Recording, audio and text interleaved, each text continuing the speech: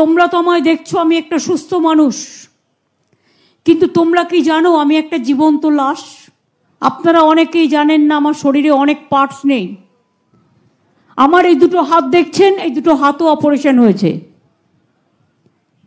চোখ দেখছেন, চোখেও অপারেশন হয়েছে। মাথা দেখছেন, মাথায় অপারেশন হয়েছে। পেট দেখছেন, পেটেও অপারেশন হয়েছে। পা দেখছেন, পাও ভেঙে দিয়েছিল, থেতলে দিয়েছিল। আমার মাথাটা মেরে ফাটিয়ে চৌচির করে দেওয়া হয়েছিল।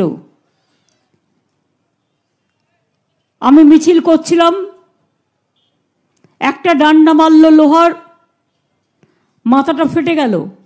আমি দেখতে পাচ্ছি গল গল করে রক্ত পড়ছে। আর একটা ডান্ডা মারল, আমি দেখছি দুদিকে ঝরঝর করে রক্ত পড়ছে। থার্ড ডান্ডা মারল, ব্রেনটা ওয়াস্ট হয়ে যেত, ম্যাশড হয়ে যেত। তখন এই আলনাটা, আমি হাতটা কীরকমভাবে আমার মাথায় চলে গেল। আর এই আলনাটা দেখছেন আমার অর্ধেক নেই, এটাই যেমন পুরোটা আছে, ডান হাতে অর্ধেকটা নেই, কারণ ওটা থেতো করে দিয়েছিল।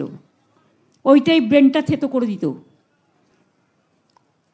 রোটেও গিয়েছিল যে আমি মারা গেছি।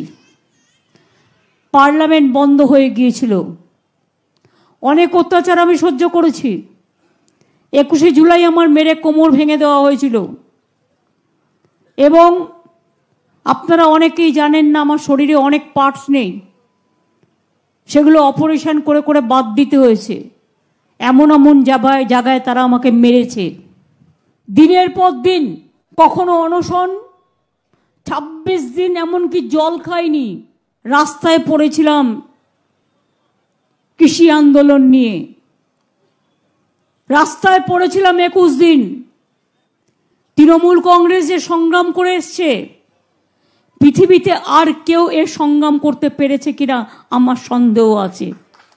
ইতিহাস না জানলে আপনি কি করে বুঝবেন তৃণমূল কংগ্রেস কত সংগ্রাম করেছে?